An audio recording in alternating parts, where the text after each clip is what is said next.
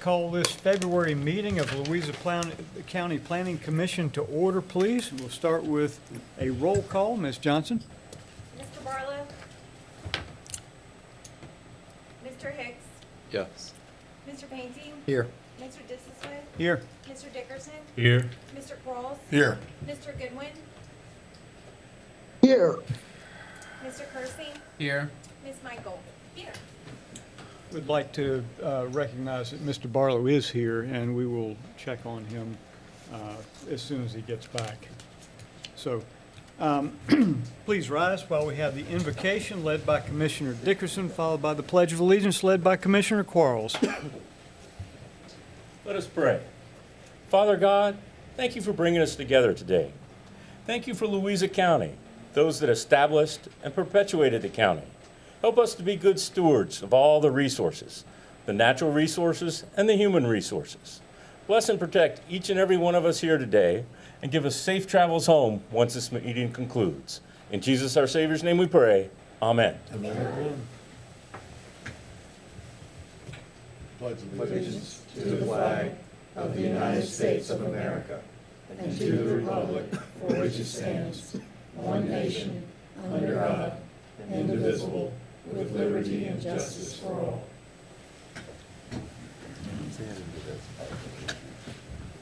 All right, Mr. Chairman, Mr. Goodwin. for the record, I would like to state that I am at my home in Louisa, and I am in my first half day of rehab, which is the reason I am not there in person. Thank you, Mr. Goodwin. Beat you to it. Before we move on to the approval of the agenda, I just want to recognize that we have two new members tonight. We have representing the Mountain Road District, Mr. Todd Hicks as a new member, and representing the town of Louisa, Ms. Ashley Michaels. So welcome and thank you all for serving with us. So we'll move on to the approval of the agenda. The agenda is before you. Do I have a motion to approve? Mr. Chairman. Okay, go ahead. Hang on. Motion to approve? So moved. Second. Moved and seconded. Is there discussion on the agenda? Mr. Chairman, there Mr. is. Dickerson. I'd like to add a closed session to consult with legal counsel after the approval of the minutes and prior to the consent agenda. Very good. Is that acceptable to the motioner and seconder? Yes. Yes. All right, any other discussion? All those in favor of approving the agenda as amended, Ms. Johnson, would you have a roll call on that for us, please? Mr. Hicks?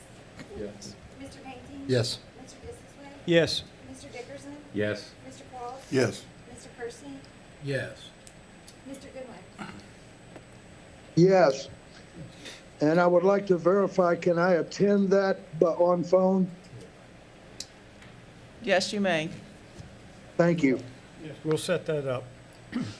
Next item before us is the Planning Commission meeting minutes from the January meeting.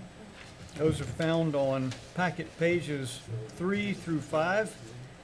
Do I have a motion to approve the minutes as presented? So moved. Second. Moved and seconded. Any comments on the minutes as presented? So moved. Very well. Ms. Johnson, can we have a roll call vote on that, please? Mr. Hicks? Abstain from that since I wasn't at the January meeting, right? Yes. Yes. Say it louder. Yeah. Oh, That's I'll fine. abstain from that since I was Thank you. absent in January. Mr. Painting? Yes. Mr. Dissisway? Yes. Mr. Dickerson? Yes. Mr. Quarles? Yeah. Mr. Goodwin? Yes, no. I abstained because I was not present. Thank you. Mr. Kersey? Yes. Very well. Minutes are approved. Mr. Chairman, I move that we convene in closed session pursuant to the following subsection of Virginia Code 2.2-3711 in accordance with 2.2-3711A8, consultation with legal counsel employed or retained by a public body regarding a specific legal matter requiring the provision of legal advice by such counsel. Motion to move to closed session. Do we have a second? Second. Moved and seconded. Any discussion? Ms. Johnson? Mr. Hicks? Yes. Mr. Painting? Yes. Mr. Dissisway? Yes. Mr. Dickerson? Yes. Mr. Pauls? Yes. Mr. Goodwin? Yes. Mr. Kersey? Yes. Very well. We will go to closed session, and we will be shortly.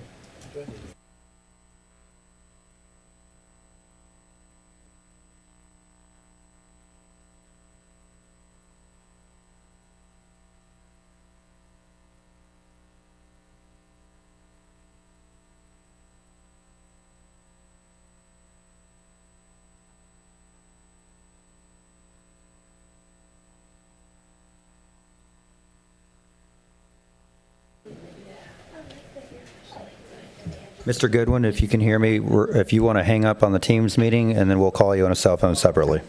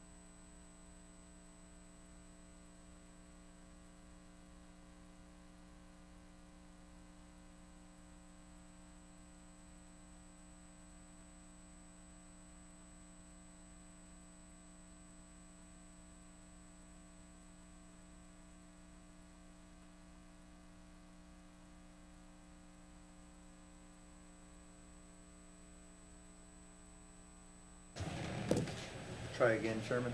Mr. Goodwin, have you rejoined us? Not yet.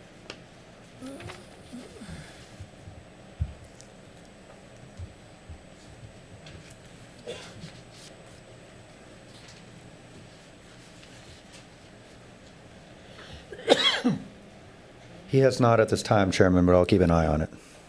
Well, we need him to rejoin us right away before we begin.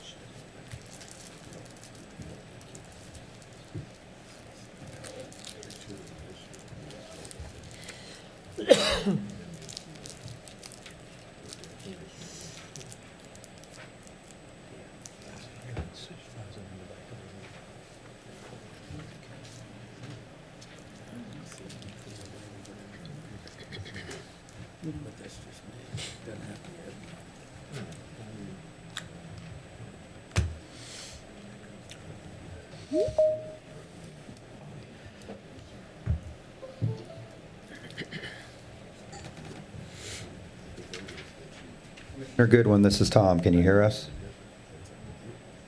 I can. Thank you very much. Thank you, Mr. Eglin. I will now poll members to certify that to the best of your knowledge, only public business matters lawfully exempted from the open meeting requirements under the Virginia Freedom of Information Act and as identified in the motion for which the closed meeting was convened were discussed and considered by the commission. If any member believes the board varied from the purposes stated for the closed meeting, please state so and the reason prior to casting a vote. The members of the commission will acknowledge that only lawful exempted public business matters and only those identified in the original convening motion were heard or discussed. Ms. Johnson? Mr. Hicks? Yes. Mr. Painting? Yes. Mr. Dissisway? Yes. Mr. Dickerson? Yes. Mr. Cross? Yes. Mr. Goodwin? Mr. Goodwin?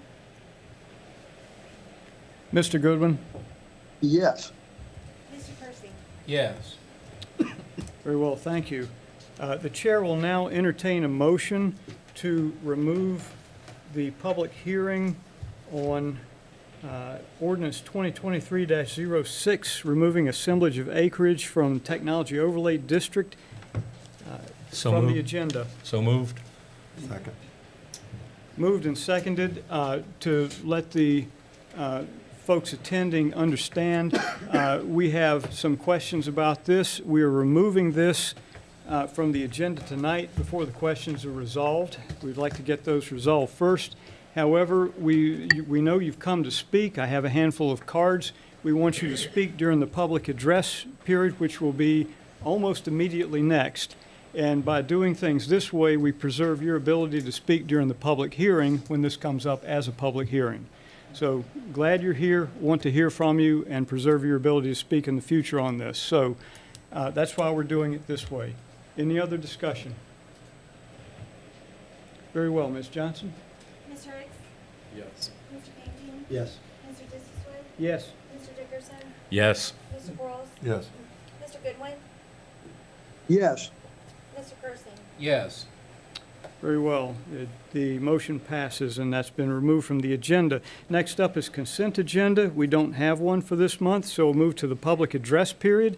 The public address period is a time when anyone in the public can come forward and address the Planning Commission on any item that is not on a public hearing on the agenda tonight. If you wish to do so when you come forward, we'd like for you to state your name and your voting district.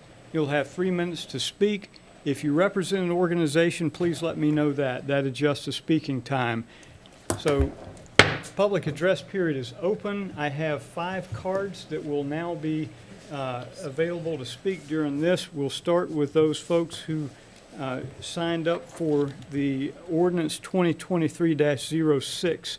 First up, I have Mary Loudon, and she'll be followed by Howard Loudon.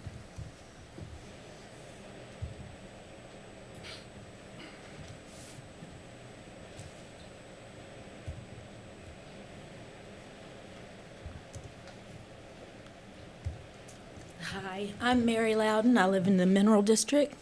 I have property that adjoins the Fisher Tuning Track, and I would like to respectfully ask that you remove it from the TOD. Thank you. Thank you. Next up, Howard Loudon, followed by Mark St. Pierre. And again, if you could state your name and your voting district.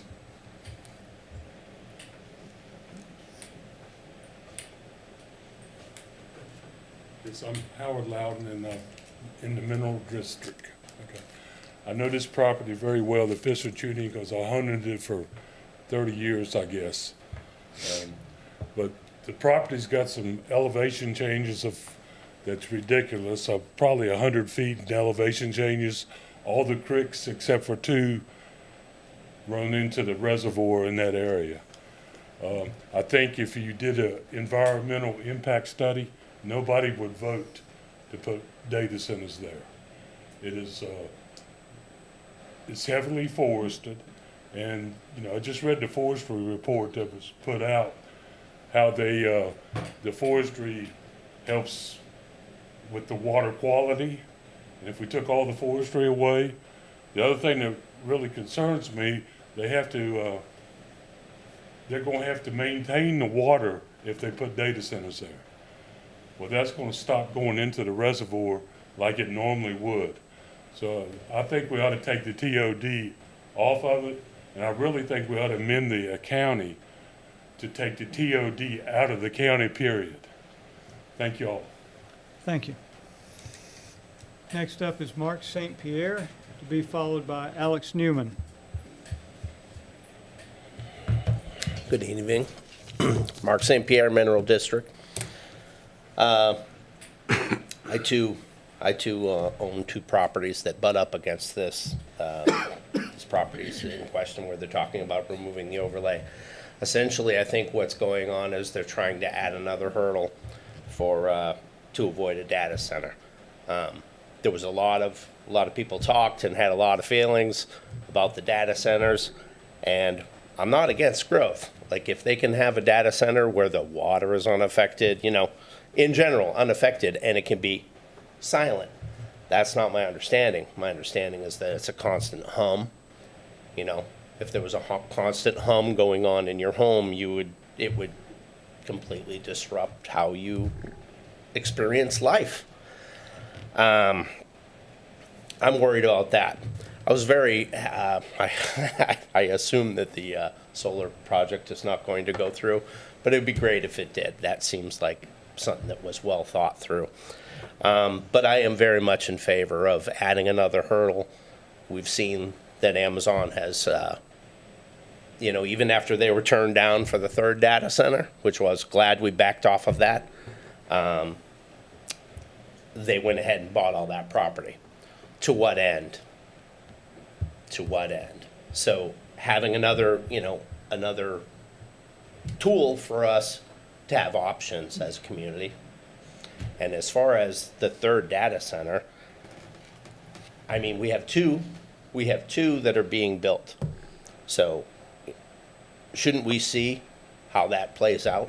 Any answer on a 3rd, that's way down the pipe. They should get them operational. Let's see how it goes. If it goes well, okay, maybe I'll change my tune. Put it there. If you can prove to me that it can be just a source of revenue and a good way to use that land, great. But that's it. I'm very much in favor of keeping our power and another hurdle. I'd very much hate to see anything, another data center thought about back there. We don't even know what we're dealing with yet as a community. Thank you. Thank you. Next up is Alex Newman, and then the next card I have is Jessica Hurley-Smith. Good evening, members of the Planning Commission. My name is Alex Newman. I live in the Mineral District, and I live at the end of Thacker Road. I'm here to speak tonight in strong support of the proposed amendments to remove the Fisher Tuning and Cook Rail acreages from the Technology Overlay District. My primary concern, and the reason I believe this removal is necessary, is water security. I and some of my other neighbors rely on shallow wells. They're kind of the canaries in the coal mine for a local water table. and they're going to be the first to feel the impact if industrial consumption spikes. We already have 2 data centers being built that draw heavily from the local reservoir, and we have estimations, but we're not, the real world is very different from projections. And adding the potential for even more massive water-intensive development on these parcels creates a cumulative demand on our infrastructure that our natural environment may not be able to sustain. These data centers are notorious for their cooling needs, especially during warm periods of the year, drawing in millions of gallons of water.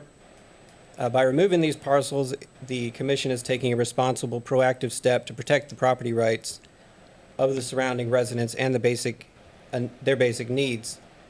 I don't believe we can afford to gamble with our water table. Once a well goes dry or a reservoir is overtaxed, there's no easy fix for the families around and those who live in the towns of Louisa and Mineral.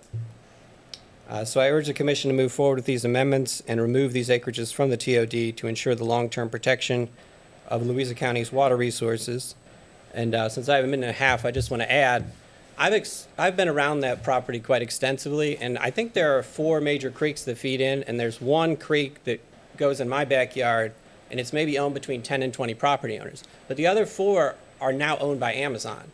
And those are what fill that surrounding land, and those creeks are what fill the reservoir.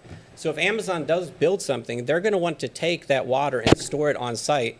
So there's going to be a lot of water that is not going to go into the reservoir, and it will no longer be a public resource. So even when restrictions come in at the state level, if the reservoir starts to run dry, we're going to be out of luck. So I know you guys are still doing more research, but I'd really like you to do more in-depth studies on the feasibility of the water usage is actually going on, including worst-case scenarios, like if we have a drought. These droughts happen every 30 years. I think the worst one was in like 1920. I think the reservoir was built in about 1980 because we were having water shortages and it was a very good spot for it. And if we run this reservoir dry, it's going to cost the county millions of dollars to come up with an alternative water source. It's great to think we have free tax revenue coming in from these data centers, and maybe we do, but we don't want to overstress it. So I would just urge more consideration on this issue, pump the brakes on it, do your research. And I appreciate the Planning Commission's time. Thank you. The last card I have is Jessica Hurley-Smith. I'm not about that particular topic, so I don't know if Okay. you want, okay. You're fine. So I'm Jessica Hurley-Smith. I'm in Mountain Road. I see a lot of familiar faces. My husband and I have lived in the county our whole lives. My parents moved here in '71, and his parents have both been here for multiple generations. So we have witnessed, all the changes that have happened in our lifetime. We've raised our children here. And I would just encourage you, my background, I'm an architect and a planner, don't hold it against me, but hearing the process about the change management tools that you guys are looking at, several of the comments you have made, I echo that you really need to see the data that's happening, what's driving our growth, first of all, and then looking at other counties, rural counties that have implemented these measures. I think there are probably many intended consequences to those measures, but equally as many unintended consequences. We bought our land in 2002, and it just happens to be over 10 acres right after we got married. It took us 20 years to pay for that land and build a house. We just built it in 2020. And I would just say that a big part of moving to a rural area is affordability. And you think about why we don't live in Albemarle or Hanover or in Henrico or all the other counties that are around us. A big piece of that is location, the way that we live, the nature of the county, but we have to be able to afford here to live here. And I would ask you, how many people starting out, middle Americans, can afford to buy that kind of acreage and put a home on it? It's a balance. I don't envy the challenge that you're facing, how to slow growth, but at the same time, maintain all of the great things that are here in Louisa. Also look at the counties that, tried some things and they are now shrinking and losing people. I don't think that's where Louisa wants to go.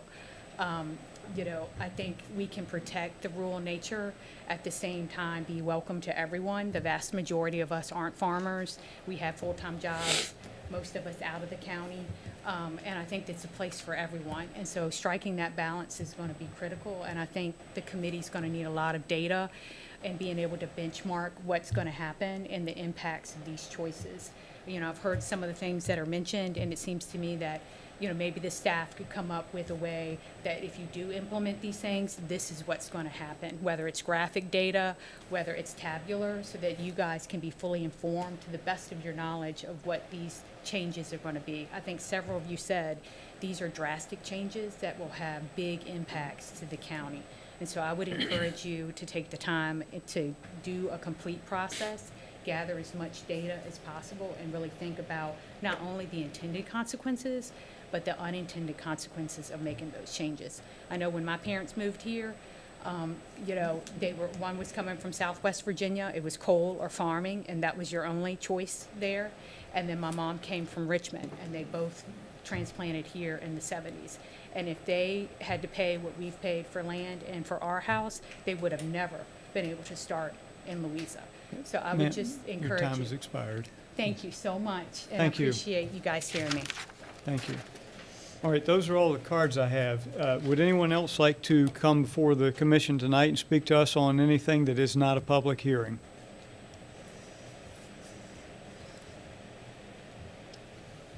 All right, then I'm going to close public address period. Public address period is closed, and we can move on to unfinished business. I don't believe we have any unfinished business, right? Very good. So we can move directly to public hearings. First public hearing up is amendment to Chapter 86 Land Development Regulations, the addition to Taylor's Creek Ag and Forestal District. Ms. Breakville, yes.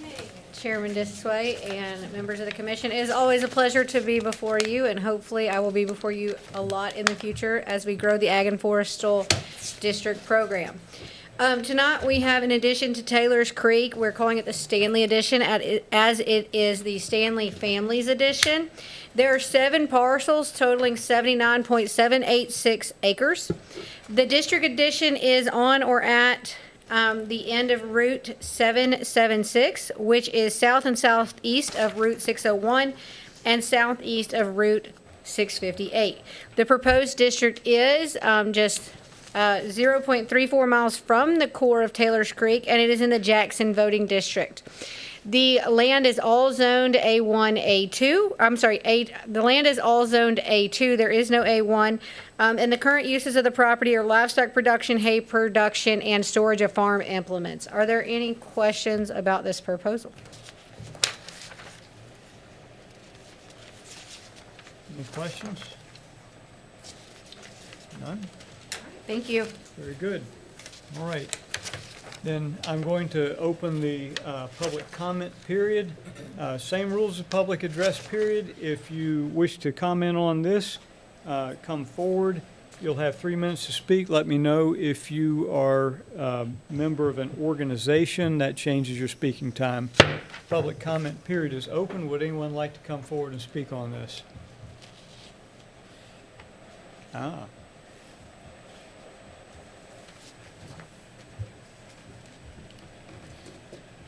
None? Very well. Then we'll close the public comment period. Any comments from the commission? Chairman, Ms. this is, Buckler. Chairman, this way, I just wanted to mention that the Agricultural, Forestal, and Rural Preservation Committee met last Thursday and did forward a recommendation of approval on the addition. Very good. Mr. Chair. Mr. Goodwin. This came up in one of the earlier discussions on Ag and Forestal District and the whole thrust of the county to preserve ag and forestal industry. At what point are we going to consider that land that goes into an ag and forestal district must go through a redistricting, a rezoning request to move to A1, which is basically what you're certifying, and it cleans up our matrix?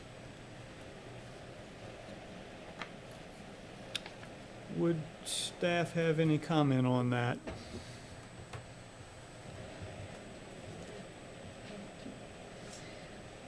Of course, as all zoning decisions would ultimately be at the pleasure of the Planning Commission and the Board of Supervisors, I would say agricultural intent, they're already saying we will only be using this land for agricultural operations or agricultural intensive operation, or they also have the option for family division. They don't have the option to develop further for the 10-year period they're in the district. But it's not a perpetual decision, it is a 10-year decision. So rezoning would take away their right to take the land out of the district at a future date and prevent the A2 usages. And let me clarify regarding Mr. Goodwin's question. I was not aware that A2 is not acceptable in, So under Virginia State Code, there is no zoning requirement of any kind related to ag and forestal districts. You could have a commercial piece of property and put it in an ag and forestal Right. district. Okay.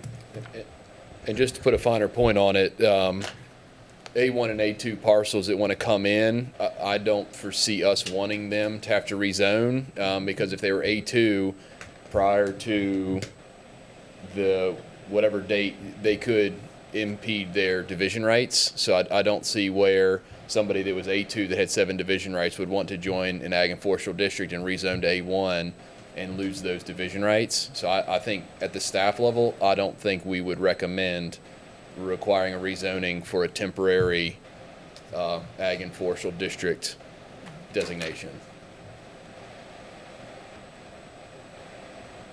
Mr. Chair, Mr. Goodwin. thank you all for that expansion. I do appreciate it. I just wonder about when we take the extreme of having commercial or even industrial zoned land in an ag and forestal district, what kind of stress does that put on our land assessment and taxing system? I mean, it looks like to me we're coming up with a multicolored bird here, calling something an ag and forestal district and running a commercial operation in it. So, Mr. Goodwin, this is Maggie. I just wanted to point out, I use that as an example that the state code doesn't constrict zoning. As it relates to taxation, ag and forestal districts don't change taxation. They just simply allow a parcel that meets the requirements for land use taxation to apply. In the counties where they don't have land use taxation, the ag forestal district program will allow those those parcels into a program, even if the county doesn't have that. Since we have land use taxation in Louisa, there really is no impact to the taxation on the land. As from a zoning perspective, that would ultimately be up to you all to approve or reject a partial based on its zoning, but the state code does not address that, and so staff would just bring the application to you to allow opinion at that time. All right, well, thank you very much. Mr. Chair, follow-up? Yes, Mr. Goodwin. This parcel is zoned what? It is A2. It is A2. And there's no commercial activity going on in this parcel? No, sir. That was simply an example to provide that zoning is not required under state code. But is there any? The use on the parcel is hay production, livestock production, and storage of farm implements such as farm machinery, maintenance tools, fencing, and animal feed. Thank you. That's what I wanted to know. I appreciate your answer, and I appreciate the time, Mr. Chair. Mr. Chairman. Mr. Painting. Miss Maggie, if you would, please. Yes, sir. So the applicant's putting in seven parcels. Yes, sir. That's correct. As one. So where are we at in 10 years when this expires? So the ag forestal districts expire on a rotational. Every district is a core for 10 years. To be honest, I don't know off the top of my head when Taylor's Creek expires. That is something we could provide for you. But this parcel is only part of the Taylor's Creek AFD until renewal. At that point, the whole district would renew for a 10-year period. And that would be up to them to choose to continue at renewal or choose to pull the parcel out. So Taylor's, I'm sorry. Please. So Taylor's Creek is the parent to this, correct? It's the core. The core. Yes, sir. So that core expires, you say? All AFDs expire at a 10 years from their initial date. I'm sorry, I don't know that off the top of my head, but I do have that in my office I can provide for you. But that is the law. The AFDs are only in existence for 10 years, and then they renew, and we'll go through the renewal process at that time. And the people in the parcel, or in the district, have the ability to choose to stay in the district or to remove their parcels from the district. If I may, sir. Yes. So say this core is in its 6th year, so say there's 4 years left. And Mr. and Ms. Stanley's properties has just begun a 10-year. So, no, they've entered the district, and they will now run with the district until the district ends. So we're tied and together. the whole thing will renew. Okay. I will say that the Stanleys are very excited to be part of preservation in Louisa. They aren't here tonight because I was to speak on their behalf, but they are very excited to be here. Very good. Thank you, ma'am. Any other questions?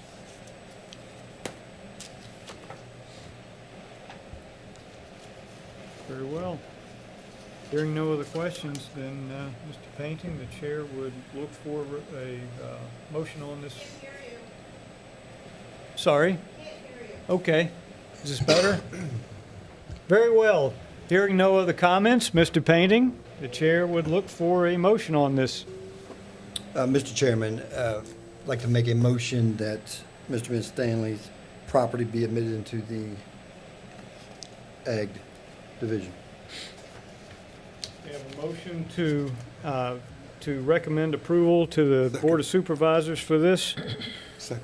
And a second. Any further discussion? Very well, Ms. Johnson. Mr. Hicks? Yes. Mr. Painting? Yes. Mr. Thistlesway? Yes. Mr. Dickerson? Yes. Mr. Quarles? Yes. Mr. Goodwin? Mr. Goodwin? Mr. Goodwin. Yes. Mr. Kersey? Yes. Very well, the motion passes. We'll move on to the next public hearing, which is the fiscal year 27 through 46 capital improvement plan. Good evening, Chairman and members of the Commission. Tonight, we're here for the public hearing on the 27 Capital Improvement Plan. I've given you each a copy. There's been very few changes since we've met the last time. The only differences in what you see in front of you tonight and when I presented the last time was we removed the $3 million elementary school, the new elementary school design and engineering out because we moved it to 26. They're going to start that a little bit earlier. They had some money free up. They got a grant that could help with the CTE Center. And so that money that is freed up, they can do the engineering in this fiscal year. We also took out $30,000 for airport terminal flooring because they wanted to get the flooring in now before the busy season of the summer. So they're the only two changes. So I ask that you please review this, adopt the plan as it is, or with any recommended changes you may have, and I'm here to answer any questions. Very well. Any questions for Ms. Colvin at this time? All right, then I'm going to open the, I'm sorry, Mr. Quarles? Yes.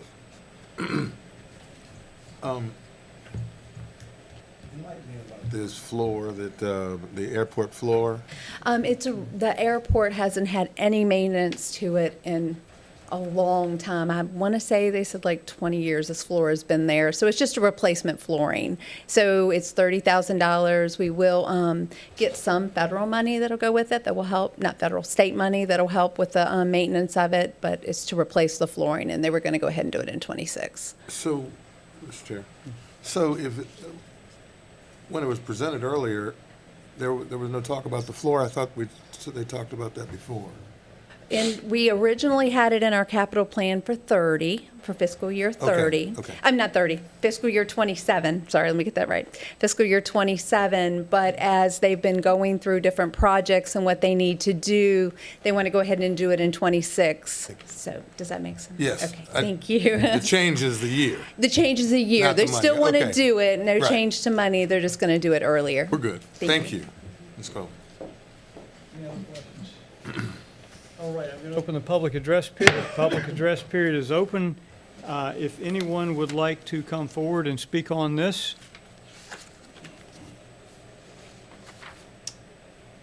very well. Seeing no one wishing to come forward, we'll close the public address period and bring it back to the commission. Any other questions or comments from the commission?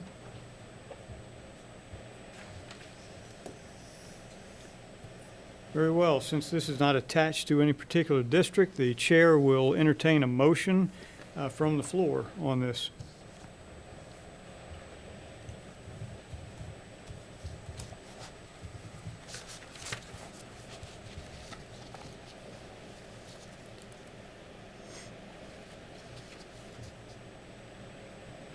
Mr. Chairman, Mr. Dickerson. I move, we recommend to the Board of Supervisors the adoption of the fiscal year 2027-2046 Louisa County Capital Improvement Plan. Motion on the floor to approve, to recommend approval to the Board of the Capital Improvement Plan. Do I have a second? Second. Moved and seconded. Any further discussion? Very well. Ms. Johnson?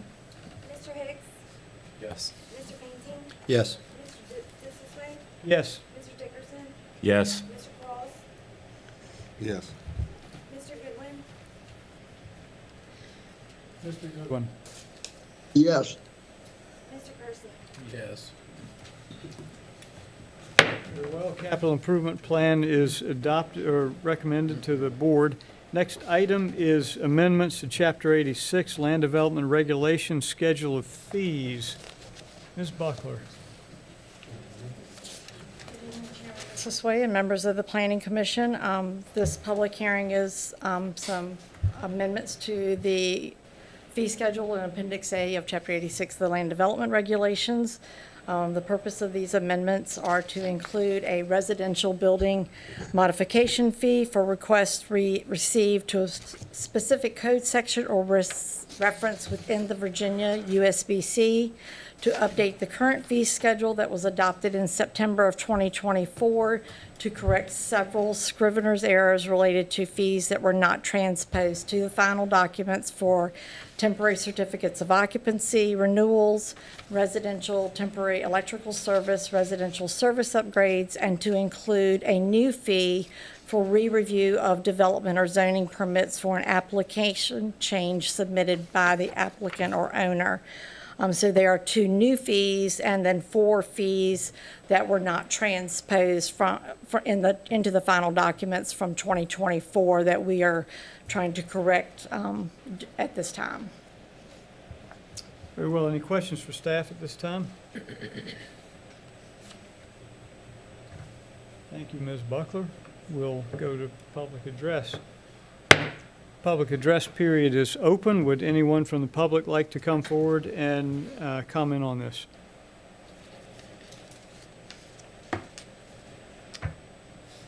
Very well. Seeing none, we'll close the public address period. Public address period is closed, and bring it back to the commission for comments.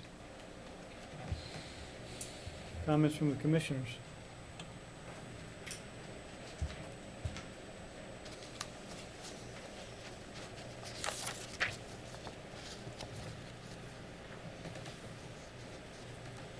Hearing no comments from the commissioners, then Chair would entertain a motion on this action from the commission.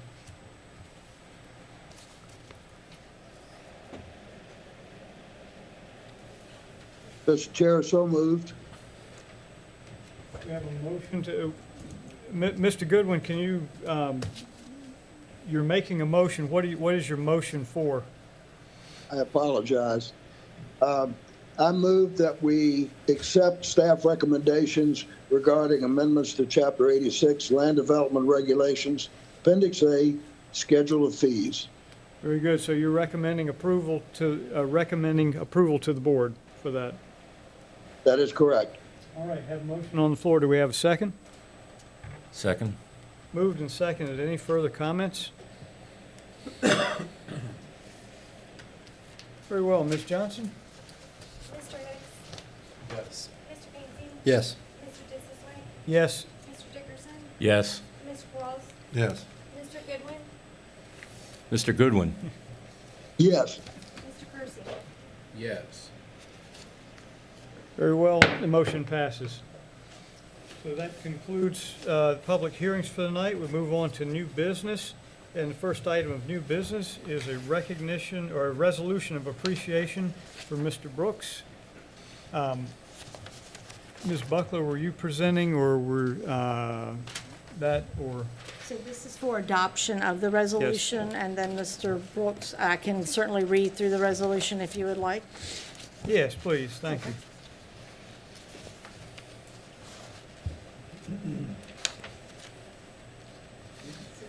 This way, at the last meeting, the Planning Commission asked staff to draft a resolution of appreciation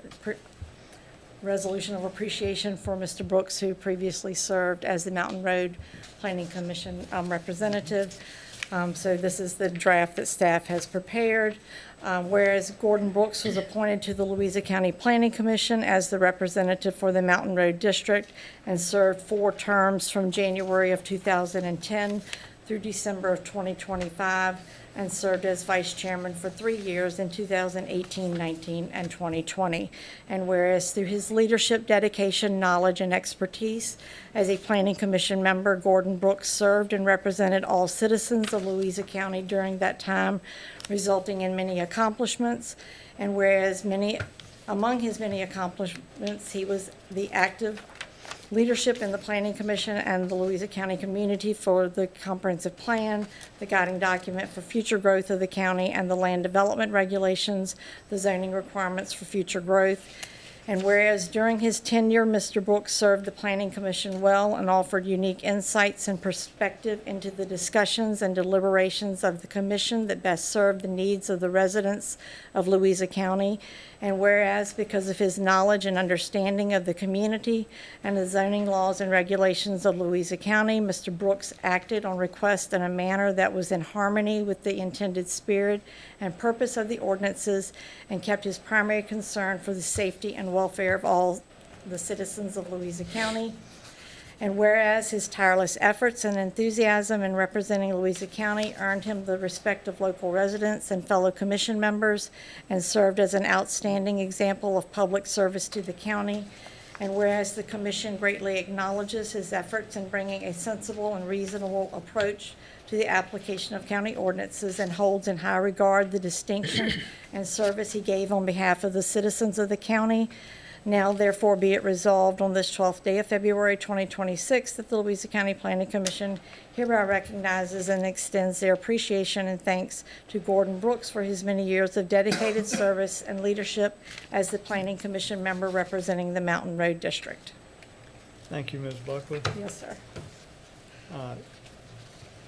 So we have this as a draft to be approved tonight in recognition of Mr. Brooks.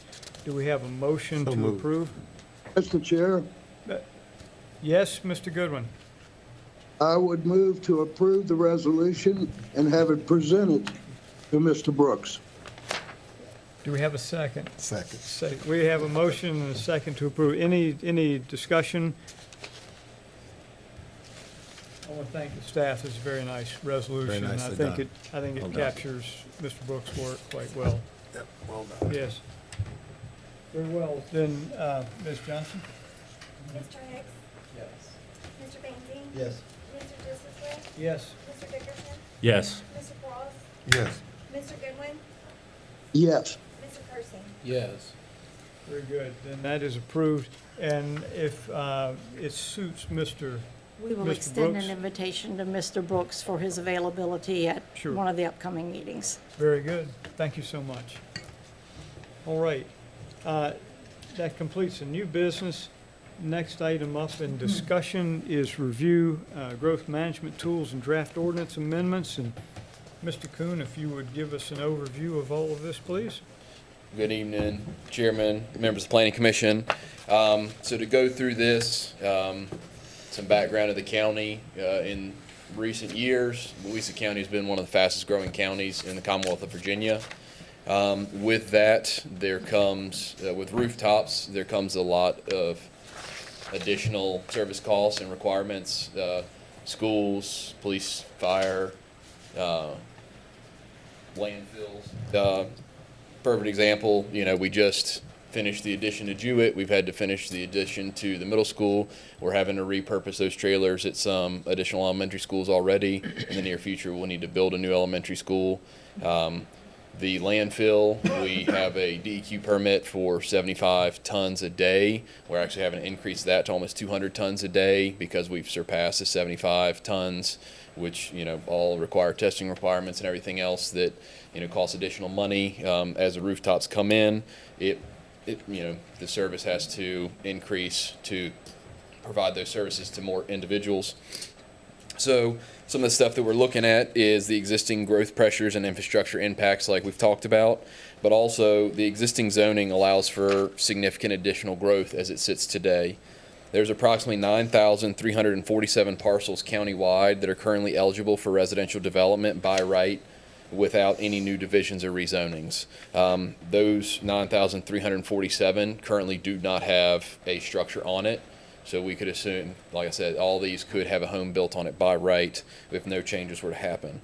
With those outstanding parcels, 73% of which of the remaining capacity is outside the designated growth areas. And that's the A1 and A2 rural zoning districts account for the majority of the buildable lots. So part of what we wanted to look at in slowing residential growth is the parcel creation, and that's what a lot of the items are today. But these are just ideas. We always, if there's certain aspects that the Planning Commission, as discussed in the work session, would like to focus on, we will focus on those areas and bring back the information and additional research. If there's areas that we can go ahead and cross off as something we don't want to see fit, more than happy to do that as well. We just wanted to have these concrete ideas for Planning Commission to be able to review and kind of choose a path of which way we want to go. One of the other big contributing factors to this conversation that we want to have is, as of right now, this is today, the annual public service cost per dwelling or per residence in the county is $4,762.85, while the average real estate and personal property tax of that same home is $3,906.57. So every new home that's built as of right now today, there's a deficit of $856.28. So if you extrapolate that out to, if all 9,000 parcels were to be built out, there'd be an $8 million deficit every year that would have to come up from somewhere else. So I know there's been a lot of conversation about trying to maintain the affordability in Louisa County, and we want to make sure that we're making it affordable for the people who are here and live here and have lived here for quite some time, not having them cover the burden of people coming in and building new homes, requiring additional fire stations or new schools that require significant capital investment. In the recent comprehensive plan surveys, we haven't got it finalized yet, but as a date and time of February 3rd, we're still compiling them. But these ideas are currently supported by the comprehensive plan survey. 70% of the participants had said that preserving the county's rural character is important. Maintaining farms and forest lands was actually 91% said supported it. Shifting development away from rural lands and focusing that growth in the growth areas was 68%. And concentrating the growth in the designated growth areas was 77%. So when we're looking at these different options, like I said, the policy framework, it's growth should be directed to appropriate locations consistent with the comprehensive plan. The rural area should prioritize ag and forestry land preservation, limited land fragmentation, and then predictable and manageable demand on public services. So when we look at the different options that we've discussed, some of it is private lane restrictions in the A1 and A2 outside of a growth area, which would make it a little bit harder to develop on those parcels that were off the roadway. Treating divisions and subdivisions as the same thing. As we mentioned in the work session, that would not be a good option as a standalone object, but if we treat it as a subdivision, we would also want additional requirements in the subdivision ordinance. The family subdivision reforms that we were looking at was to require a 5-year ownership period before someone would be eligible for a family division, and then require the whole period after the family division was transferred to be 10 years before they could sell it to a non-family member. Then we also discussed road frontage adjustments in the rural districts to increase that road frontage by 250 feet. So in A1 and A2 out of a growth area, we had proposed going from 200 to 450 and for the first two lots, and then for the third and additional, it would go from 300 to 550. And then we also had the minimum lot size, which would be no new parcels created, would be less than 10 acres in the A1 and A2 out of the growth areas. And then we also had the homestead framework, but I think it'd be better to kind of summarize that as additional definitions that we think would better define what we would like to see in the A1 and A2 zoning districts out of the growth areas. And then just to summarize it, ultimately we want to try and address growth pattern, and we know that we can't address population outcomes. And we intend to reduce the land fragmentation, preserve ag and forestal lands, limit suburban style development in the rural areas, and then protect the scenic roadways and open landscapes. And hopefully we be able to slow the pace of change to better manage the infrastructure as we move forward. And I'll stand ready to answer any questions. Mr. Barlow. I just wanted to clarify from the board's position, we do have a tremendous growth in Louisa County. 2 years ago, we were deemed third in the state for fastest growing, and that reduced down to 7, which is still too high. So we are looking at ways to slow things down, but Mr. Coon and Ms. Buckler have put together a package here. The first time the board has seen any of this was last Thursday in an email. So what I want to make clear is this is not a board directive. This is not what we come up with as any sort of a game plan at this point. Staff has just put this together as a starting point, but most importantly, to make sure that it's not a directive to the Planning Commission for any specific thing or any of these things. It's something to start the conversation and to look at and come up with some ideas as a means to slow it down. But what's in here certainly is a place to start. It's pretty drastic, so I'm not, the board is not taking the credit for this right yet. It's going to be a lot of discussion and conversation over the next, I would say, few months. But we really didn't want to send it down with anything other than we need to look at some ways to slow growth. And certainly not to be given a directive to the Planning Commission as to what to do with it. It's just here to try and come up with some ideas that maybe we can come up with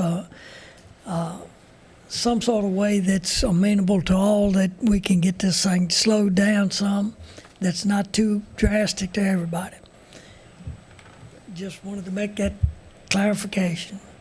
Thank you, Mr. Barlow. We're sure the board will receive some heat at the appropriate time. So, just didn't want it to come too early. Right.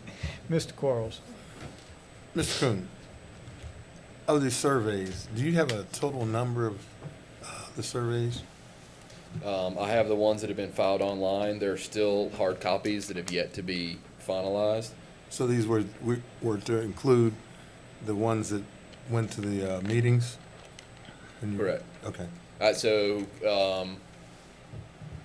I would probably say we've got about 25 to 30 that are left that haven't been filed. So we have the TJPDC has been the ones to take any paper copies and fill them out. So it's not Louisa County employees that, they don't care. They're an objective third party to fill it out. So like I said, we probably have 25 or 30 that are left that TJPDC hasn't entered yet. So what would be the total of the ones you received? Let me see. The last I had, it was 1,694. So knowing that there's 25 to 30 left, to be over 1,700 surveys. So these numbers that, I'm sorry, the numbers that we're looking at, the preserving the rural character of 70%, the 91% maintaining the farm and forest lands, and the 68% want to shift away from the rural land, and then you had concentrating growth in growth areas 77%. These are based on those numbers. Correct. So 1,000 people out of, we have what, 43? I mean, I would say we have about 43,000, but I don't think there were 1,700 people that provided comment on a CUP or rezoning. That's something that is a pretty good number of the populations took time to fill that out to share their sentiment. So you'd agree we don't have a real correct barometer on the whole of the county? I mean, it depends on how you want to view it. Thank you. Mr. Chairman, Mr. Kersey.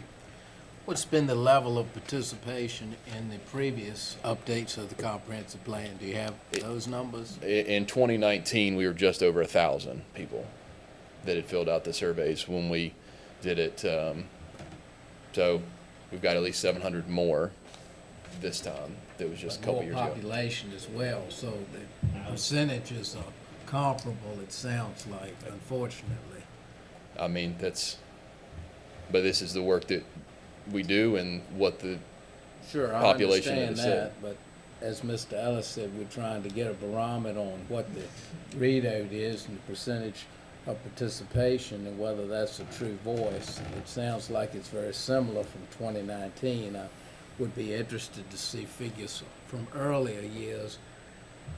I know back in the 90s there was a significant input, but like I've said previously, we didn't have the stomach for some of the readout of what may need to have been done at that point. So anyway, appreciate you answering my question. Mr. Chair. Mr. Dickerson. Mr. Kuhn, there was one meeting that was canceled. Has it been rescheduled? It has not yet. There's some scheduling conflicts and things that have come up, so we're still trying to find a date that would work. So we still may get some more input.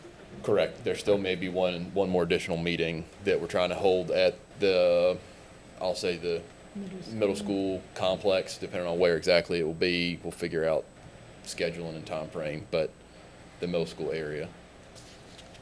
Very good. I would have questions. Mr. Payne. Mr. Coon, I had quite a few questions earlier, and I really am trying to refrain from any more questions. Your fiscal sustainability considerations, where does this data come from? Where do these numbers come from? Where is the per dwelling 4,762.85? And so it's page 11. Yep. Where's this data? Help me So understand this, please. That data is the data that we use to create the comprehensive plan section for the public facilities chapter. So what we have is you take the sheriff's office, fire and EMS, schools, landfill, parks recreation, general administration, which is admin.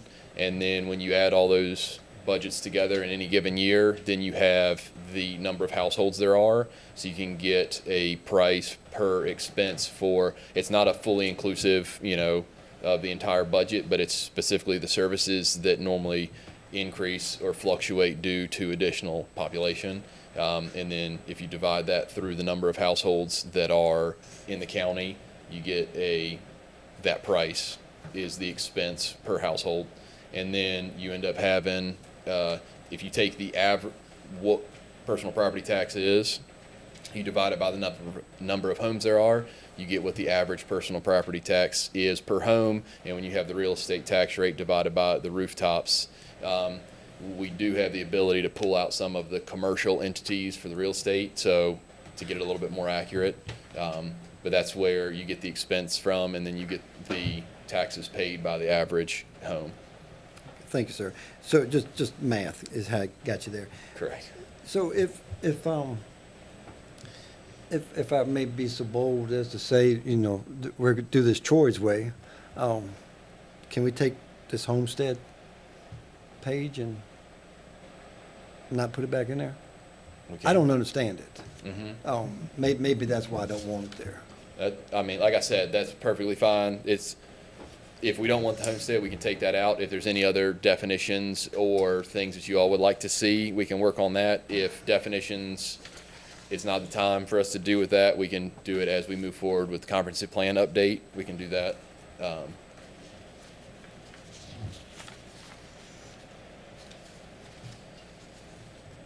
Mr. Chair? No limit to my questions, so. Mr. Goodwin. Yeah, I'd like to thank staff for throwing some things out there that will get us excited and will get a lot of the public excited, for and against. I'm not really ready to throw any of these ideas out until we discuss them more and we fine tune them. Even the homestead, I agree with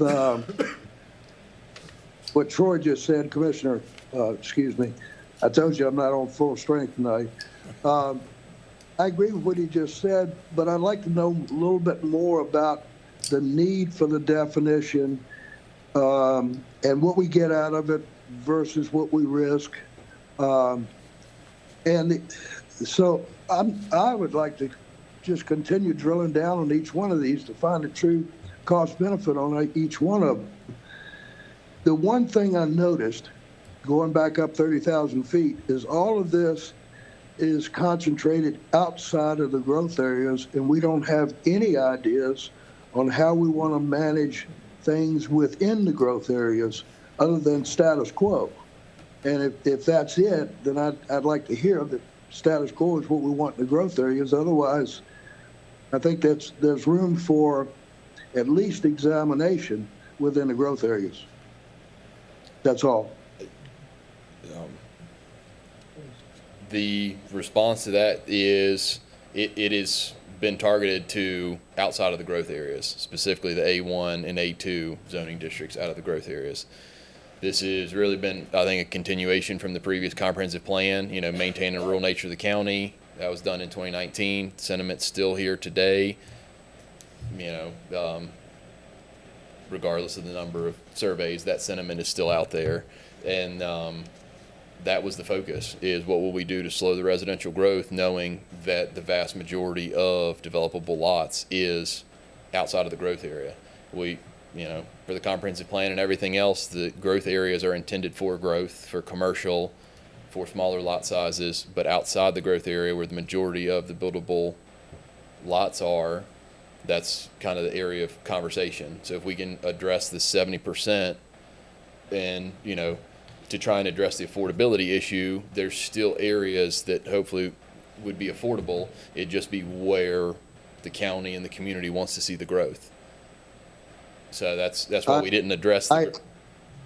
I appreciate and understand that answer, Mr. Kuhn. I agree with it. I also know that we've had a lot of discussions about gateways and things we'd like to see with respect to alleviating traffic jams and signage, architectural definitions. It seems at some point we're going to need to get into the growth area to decide what we want to see there that enhances the experience of coming into the county to get to all of this rural area that we are spending a lot of time on defining. I can't argue with that. Good. I wasn't in a mood for an argument tonight anyway. Thank you, Mr. Chair. That's all I've got. Very good. And I'm just going to follow up, thinking about this from earlier. Personally, I'd kind of tiered the things that I was interested in, and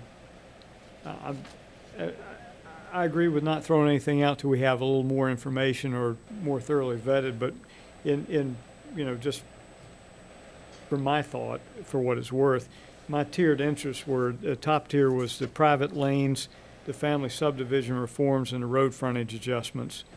And I think the the minimum lot size and homestead and the division, subdivision were lower tier interests, but, you know, that's just, I'm sure if you poll everybody, you're gonna wind up with just about one of everything as a high tier interest, but just to throw that out, if it's helpful at all, that would be, you know, my first areas of focus. I mean, if I could, the areas that merit further refinement, I think if there's other sentiment for the private lanes, for the family divisions and minimum lot sizes, that if that's the research that we want to look at other localities that have done it successfully or other localities that haven't done it successfully, if we could pick a couple for staff to focus on, at least for this next month, it would give us a little bit Sure.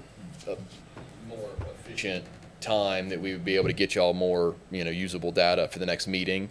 And then if it's good, we can set it aside and then start working on the other ones. So if we could get a consensus of at least the top 2 or 3 maybe. Mr. Chairman, Mr. Kersey? does staff have a recommendation of what would get us the most mileage in terms of growth control or slowing it down? I think those are the ones we look at first. Excuse me, Well, Mr. maybe Cody. a I thought, combination. I mean, during the workshop, you were saying that most of these require more than one element. It's just not one thing applied.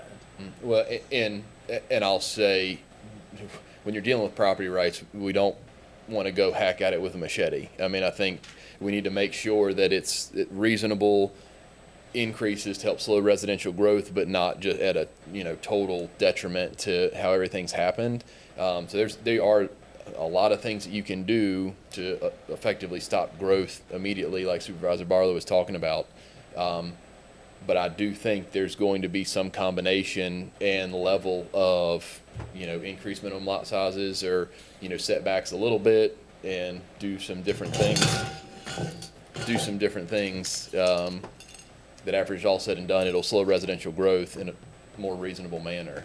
So I'm not opposed. I mean, I'll give you what we could do to really stop residential growth, but at the same time, I don't know if that would be realistic for the Planning Commission or the board to move forward with.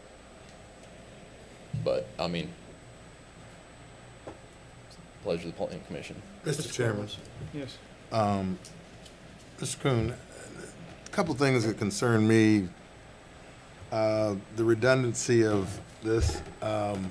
We have revisited this several times. I know of 6 years ago, we talked about lot sizes. Kicked it around, a very spirited discussion, then it went to the board, it stayed at 1.5. It seems like, and then Mr. Kersey was,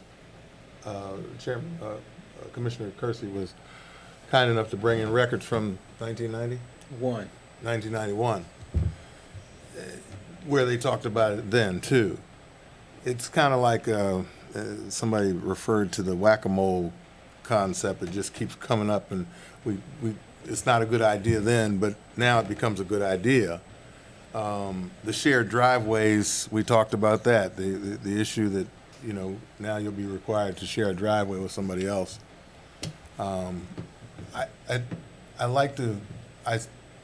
mirror the sentiment that says that we need some very serious research on this before we, you know, it almost strikes me that it should be on a ballot somewhere where where the county can vote on it as a whole, you know, rather than us make changes from this venture or recommendations from this venture and they go up to the board and they say, okay, yeah, that's a great idea.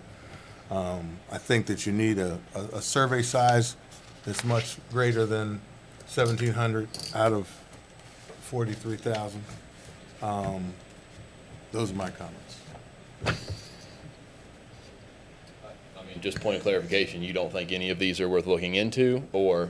Well, I think something of this magnitude, Mr. Chair, I think something of this magnitude really requires more than just, you know, just an idea throwing it out there, even after we do research, because when we do research, we have to compare.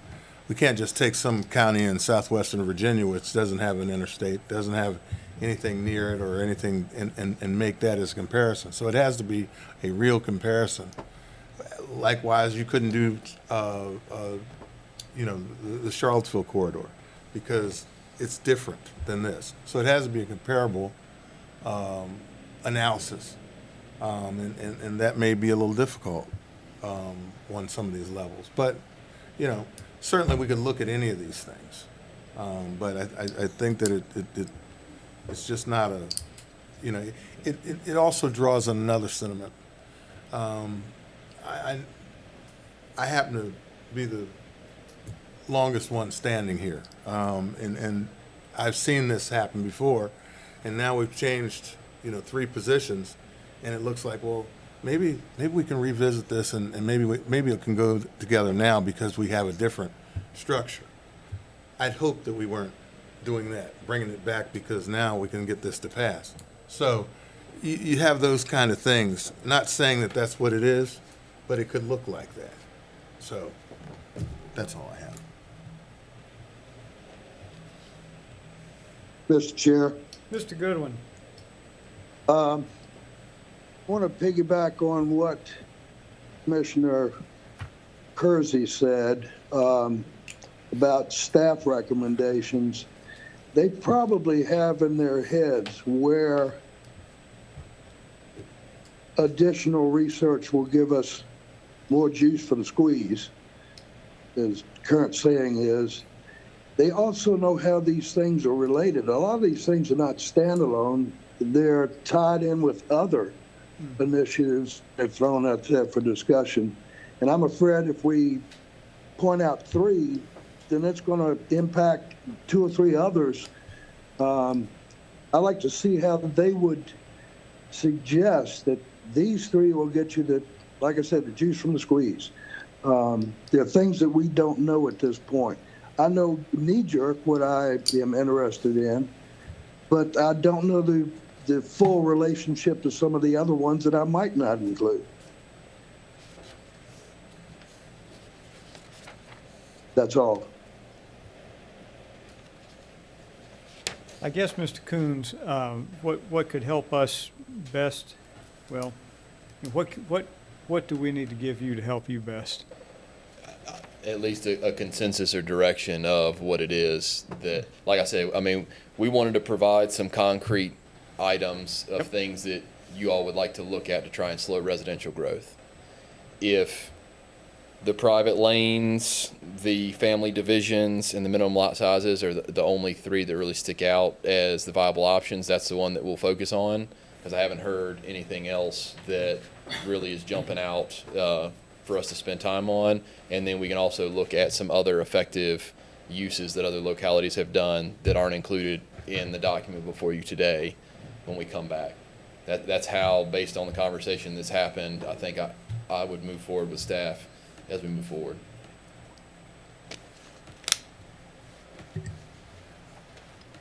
Mr. Hicks, yes. Yes, Mr. Chairman. One thing I'd like to throw in there is maybe the staff can assist with, as Commissioner Kersey and Goodwin mentioned as well, this touches many other things, and maybe this can be a joint effort between Commission, Maggie, and so forth. But these are all restrictions in slowing this growth. Can staff prepare additional recommendations for our public to join in the form of preservation? It's all on the preservation side. So are there things where we can kind of cross the zoning boundary with the preservation boundary in possibly removing land use tax for those that are preserving and make some of these larger parcels more affordable for the county to be able to maintain, where they could take advantage of the family divisions if they're holding and they can afford to hold and maintain the property. And If maybe if we could add some implications in there, suggestions to complement ordinances. that process is going forward as well. So that will be something that we're in the process of working towards. Maggie did a presentation to Ag Forestry Planning Commission not that long ago, and that we are moving forward in that path. It's not ready for the full public, and there's a lot of stuff on the back end we're still trying to tighten up about how we can do those things. But this is ultimately, it was a directive from the Board of Supervisors, was for the Planning Commission and staff to look at ways to slow residential growth. So that's it. Not saying it is combined. It is just as important, the preservation as well as the stopping or slowing the residential growth. But if we're going to do a timeline and really work through this and spend the time on the research for this piece, the time is not going to work very well with, you know, Maggie doing her piece for the preservation and us doing the piece for the zoning and the ordinance update. So not saying we can't do it, It's but definitely gonna be we would linked. probably need several hours to go through a full integrated plan like that. I mean, that would be one we'd have to ask you guys to come like during the middle of the day to try and work through that. Yeah, yeah. And it's lengthy, but I think it complements residents being able to also play a part in what we're doing in slowing the growth by those extra incentives. You know, I think it's equally as important, so that I feel like we're taking from them all the time. Yes. By also giving them a chance to feel like they're playing a part as well. And The only piece that I'll say with that too is part of, as we're working through this, is that the preservation piece may not be in the zoning code. So that wouldn't be something that like Planning Commission specifically would review. I think it would be advantageous for us just how it interacts with everything to come and have Maggie kind of present once we have that final project and everything. But that'll end up being kind of a separate entity out of the zoning code, where Planning Commission's purview is really the zoning code and the land use law. So it does partner together, and I think it'd be important to make sure you guys knew that, but we're trying to come forward and execute and give plans and kind of work through this. If we brought in every piece, it would be cumbersome. I think we could do it. That would end up, we'd have to have a substantially longer work session than we normally do to try and go through all of that. So if that's something you guys are interested in, we'll try and figure out when we can meet at like 2 p.m. or something like that and run through and have a, marathon, 5-hour, 6-hour work session to go through all this different stuff and how it integrates and how it connects. And because we're going to have zoning code, subdivision ordinances, and how it all interacts in every single section that would be, addressed as we move through this, for you guys to really have that full interconnection. So we could do that if that's what you guys want, and set it up and have that. Mr. Barlow. Mr. Hicks kind of got on, stole a little bit of my thunder here.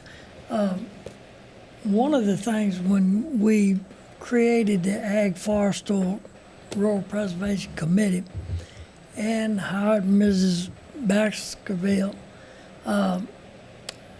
certainly my intention was that the Rural Preservation Committee and the zoning ordinance was going to work sort of hand in hand, because I think if we preserve our rural areas, that being especially the ag and forestal areas, I don't see how we can do the zoning issues without having those two things sort of tied together.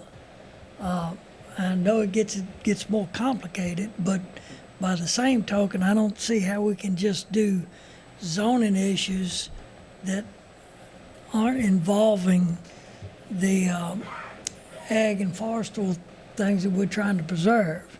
And so I certainly thought that when we created that committee and hired a person that expertise was in that field of preservation and ag and forestal, that we were going to get that input to kind of work and help us come up with zoning issues or zonings that would help implement that.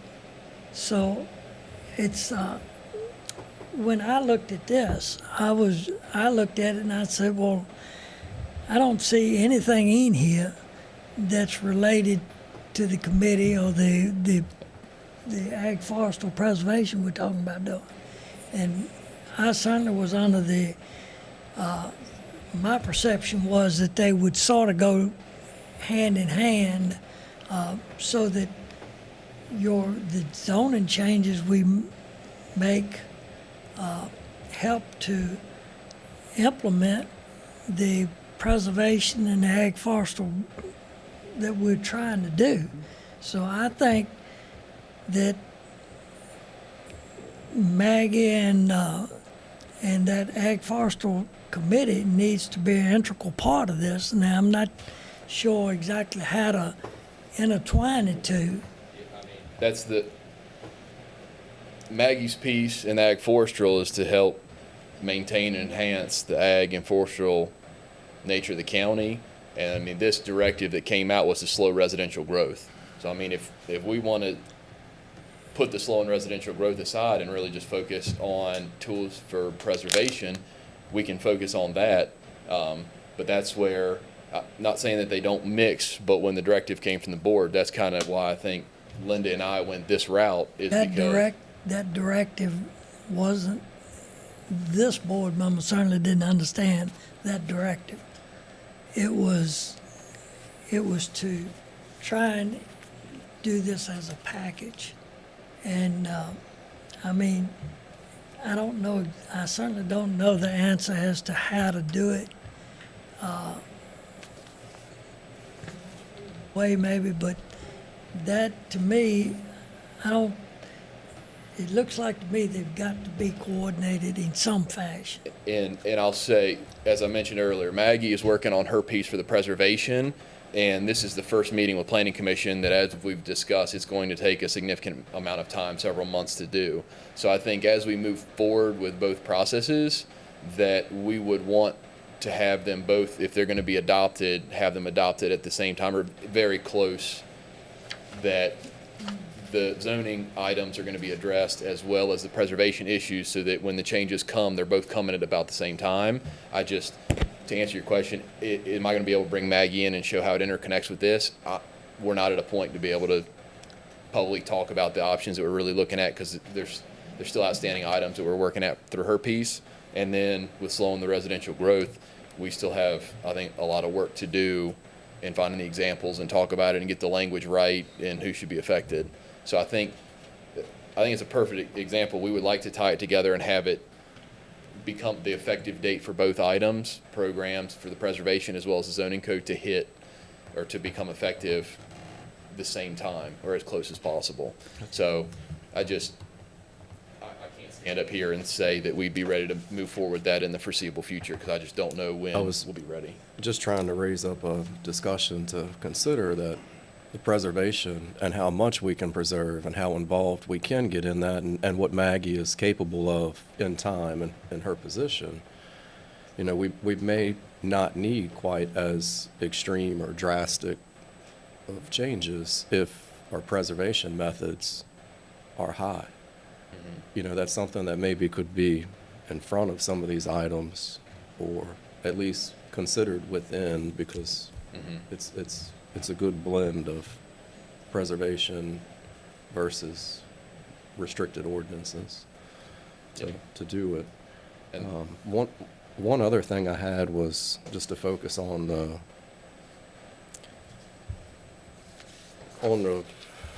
roads with road frontage.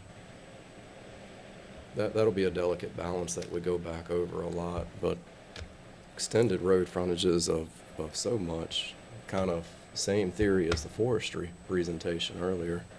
You know, we can chew through our road frontage just as quick as we can choose through our forestry lands by having high numbers. And the point I wanted to bring to that, to complement our forestry presentation earlier, is an extreme amount of customers that come through my office.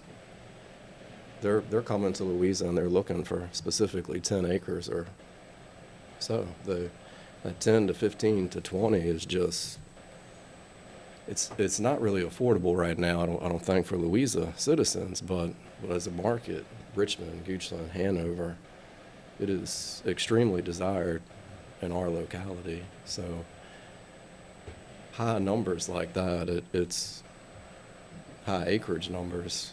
I think it's different between Louisa citizens and Market.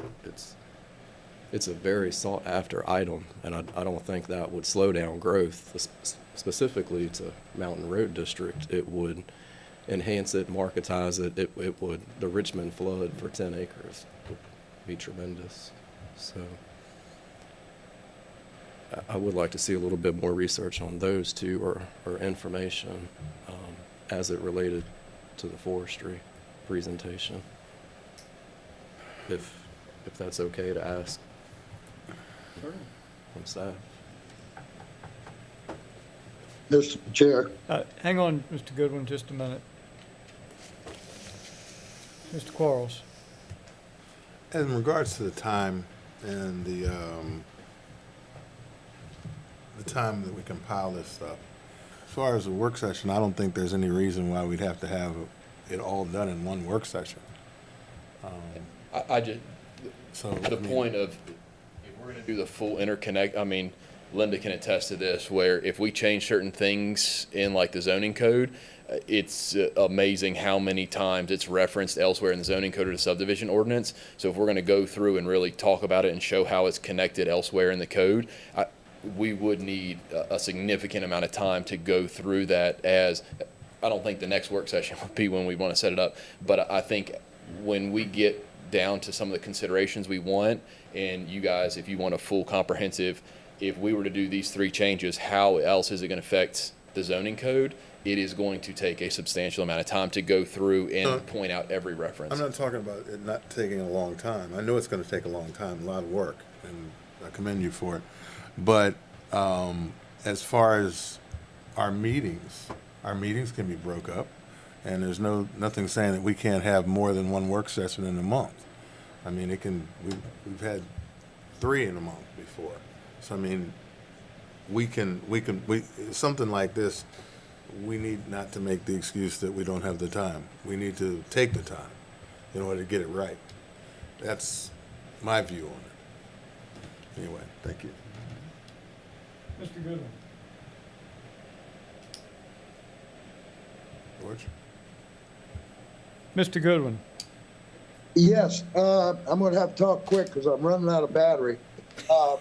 Number one, I've heard what's been said with respect to the 10-acre market demand. It's not so much about acreage. We got to remember that what we're trying to slow down is rooftops. It's the density per acre that we're looking at. Whether somebody wants to buy 10 acres or 75 acres, it's what do we want to see on that acreage that's important. That's what's drawn on the services, not acreage, it's housetops. The other thing that I wanted to say is that this seems to us, I'm agreeing that the 2 plans need to be put together because it seems like to me it's a carrot and a stick. What we're seeing tonight is the stick. But what we're seeing coming out of the Ag and Forest Hall are the carrots. And if we can get the carrot and the stick to come out together, I think the impact on the public would be a lot more instructive.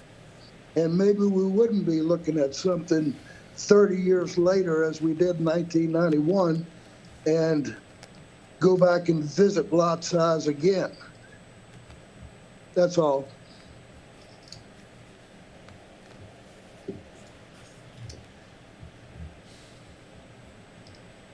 Mr. Kuhn, do you feel like you have enough information gathered to bring something back worthwhile at the next Like I said, meeting? I'll focus on the 3 items that you had mentioned, and then I'll look at other successful things that have happened in other localities, and I'll bring those back and try and get the research, as we mentioned, about the impact on forest, ag, residential growth, and we'll at least focus on those items for the next work session. Very good. All right, thank you. All right, next up is reports. And Ms. Buckler, looks like you're priming us for another meeting. Yes, sir. What we've included in your package is just the items that we currently have as completed applications for public hearing in March. The first one, you have just a small excerpt of the entire package. I believe the application package is 634 plus. is 634 pages so far. And then there are two more agricultural and forestal district. One is two new additions to two districts that will be coming up in March that will go to the review committee at the first week of March, and then the public hearing with the planning commission at the second week. So this is just to get you all Very primed good. for what's coming. Thank you for giving us a head start on these. It helps with the review. It definitely does. Any other reports from Community Development Office? No? All right, very good. Then that brings us to announcements and adjournment. I have no announcements, so So moved. we have a motion to adjourn. Do we have a second? Moved and seconded. We are adjourned.